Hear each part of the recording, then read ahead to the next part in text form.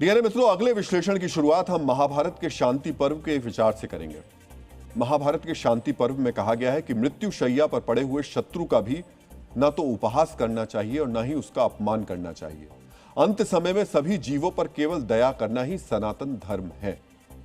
लेकिन लखनऊ के मलिहाबाद में कुछ ऐसा हुआ जिसने संवेदनशीलता और पुत्र धर्म की न्यूनतम सीमा को भी तार तार कर दिया। आरोप है कि एक पिता का मृत शरीर जमीन पर रखा था। ऐसे में पुत्र का कर्तव्य था वो सम्मान से अपने पिता को अंतिम विदाई दे, लेकिन पुत्र ने जो किया उसने पिता पुत्र के रिश्ते की हर मर्यादा को खंडित कर दिया। मित्रों, अब हम जो बताने जा रहे हैं उसे बहुत ध्यान से सुनिएगा। ये किसी एक व्यक्ति की त्रासदी नहीं है, ये हमारी आपकी पूरे समाज के लिए शर्मिंदगी और त्रासदी, जिसकी तस्वीर मेरी बाईं तरफ आपको दिख रही होगी। लखनऊ से करीब 40 किलोमीटर दूर रहीमाबाद के खड़ोहा गांव में 75 साल के छत्रपाल सिंह की मृत्यु हो गई। शव जमीन पर रखा गया। घर वाले, गांव वाले और रिश्तेदार अंतिम विदाई देने के लिए जुटे। वीडियो में आपको दो लोग शव के पास बैठे दिखाई दे रहे होंगे। एक व्यक्ति मृतक का हाथ पकड़े हुए है, दूसरा व्यक्ति कागज पर मृतक के अंगूठे के निशान ले रहा है। मित्रों, अच्छे से समझने के लिए मैं इस वीडियो को पहले तो आपको स्क्रीन पर दिखा देते हैं, एक बार फुल स्क्रीन पर इसको देखिए, फिर उसके बाद आपको न्यूज वॉल पर दिखाते हैं। ये देखिए, आप देख रहे हैं, ये महेंद्र सिंह है जो कि छत्रपाल सिंह जिनका ये शव है उनका बेटा है। और देखिए, ये हाथ पकड़े हुए हैं, उनका ये मृतक हैं। सोचिए, उनके शव के साथ में ये लोग दस्तावेज पर उनके अंगूठे का निशान लगवा रहे हैं। मतलब पिछले कुछ दिनों से, पिछले 2 हफ्ते से हम जो समाज की स्थिति देख रहे हैं और जो खबरें सामने आ रही हैं वो वाकई अंदर तक हिला देने वाली है, झकझोर देने वाली है। हम कहाँ जा रहे हैं? हम लोग रिश्तों को पूरी तरीके से खत्म होता हुआ नजर आ रहे हैं। आप देख रहे हैं, कहीं दूर से बैठी बेटियां मोबाइल फोन पर बात करती हैं और कहती हैं पिता की अंतिम चिता को देखते हुए कि देखिए कितना और ज्यादा टाइम लगेगा, वीडियो बना के भेज दीजिएगा। एक व्यक्ति जिसकी मौत होती है, 4-4 बच्चे होते हैं, उनमें से कोई उसके अंतिम संस्कार में शामिल नहीं होता।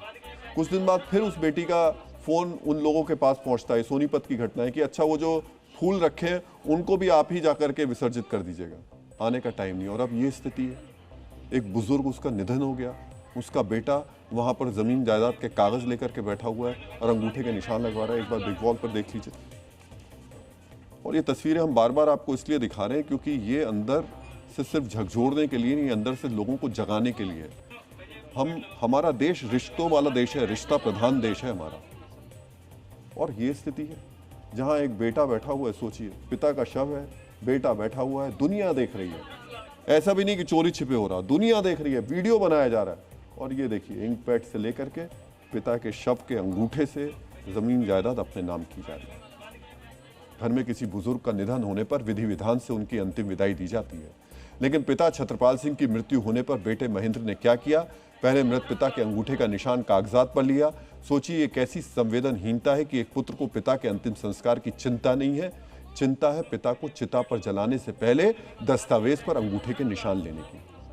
मतलब एक समाज के तौर पर कहां पहुंच गए। मित्रों, वाल्मीकि रामायण के युद्ध कांड में कहा गया है कि मृत्यु के साथ ही सारे बैर समाप्त हो जाते हैं। मृतकों का आदर पूर्वक संस्कार करो। महर्षि वाल्मीकि ने यह बात रावण के संदर्भ में कही थी, यानी मृत्यु के बाद दुश्मनों का भी अंतिम संस्कार सम्मान पूर्वक किया जाना चाहिए। लेकिन खड़ोहा के छत्रपाल सिंह के बेटे महेंद्र ने जो किया वो सम्मान नहीं, अनादर भी नहीं, निकृष्टता का नया साक्ष्य।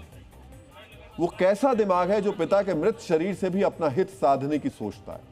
आप सोच रहे होंगे कि वो कौन से दस्तावेज हैं जिन पर महेंद्र मृत पिता के अंगूठे के निशान ले रहा था। डीएनए मित्रों, मृतक छत्रपाल सिंह ने पोस्ट ऑफिस और बैंक में कुछ पैसा जमा किया था। आरोप है कि पिता की मृत्यु के बाद इन पैसों पर दावा करने के लिए बेटे महेंद्र ने कागजात पर अंगूठे के निशान लिए। हालांकि छत्रपाल सिंह की पत्नी शिवदेवी का कहना है कि जब अंगूठे के निशान कागजात पर लिए गए तब वो जीवित थे, लेकिन सचेत नहीं थे। हमारी सहयोगी प्रीति श्रीवास्तव ने खड़ोहा गांव पहुंचकर शिवदेवी से बात की। सुनिए उन्होंने क्या कहा। क्या आपके पति ने जो संपत्ति थी वो आपकी बेटियों को दे दी थी? हाँ, बेटे को दे देते। आपका लड़का इसी बात से नाराज था क्योंकि आपके पति ने संपत्ति लड़कियों को दे दी थी। हाँ, हाँ। आपका पति जब मर गया था तब उसने अंगूठा लगवाया आपके बेटे ने? नहीं, पहले लगवाया। तो लेकिन वीडियो तो वायरल जो हो रहा है उसमें ये दिखाया जा रहा है कि आपके पति मर चुके हैं, उसके बाद वो अंगूठा जो है वो आपका बेटा लगवा रहा है। पहले मरे नहीं थे। हाँ, मरे नहीं थे। समझिए, ममतामयी मां कह रही है कि बेटे ने गलत नहीं किया, लेकिन यहां बुजुर्ग मां की त्रासदी को भी समझना होगा। पति की मृत्यु हो चुकी है, उम्र के आखिरी पड़ाव में उन्हें अपने बेटे के साथ ही रहना है। शायद बेटे का पक्ष लेना उनकी मजबूरी हो सकती है।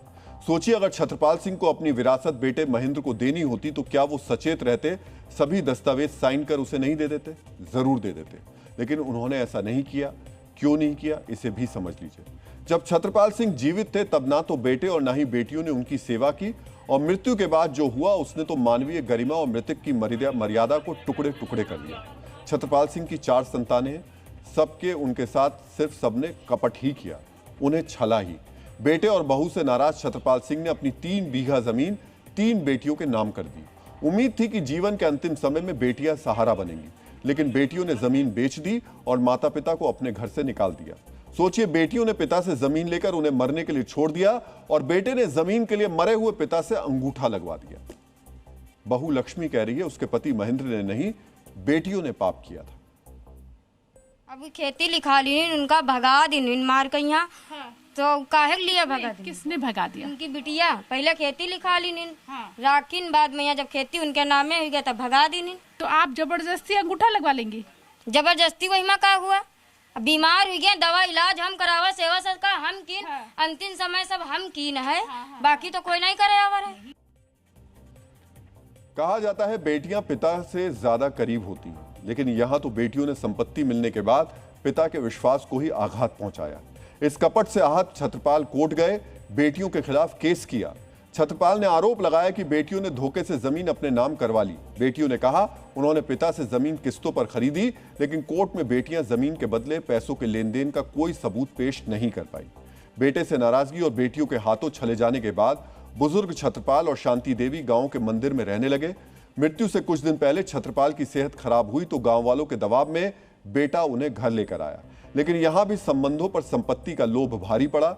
मृत्यु के बाद बेटे को पिता के सम्मानपूर्वक संस्कार की फिक्र नहीं थी, चिंता थी उनके बचे हुए पैसों की।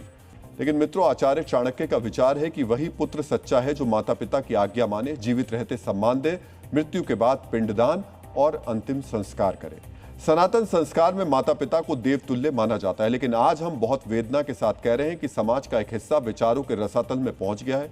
डीएनए में पिछले 8 दिन में 3 ऐसी खबरें हमें बतानी पड़ी जो मूल्यहीन होते समाज और शून्य होते रिश्तों के साक्ष्य हैं। 6 अगस्त को हमने बताया कि सोनीपत के वृद्धाश्रम में पिता को अंतिम विदाई देने 3 में से कोई बेटी नहीं है।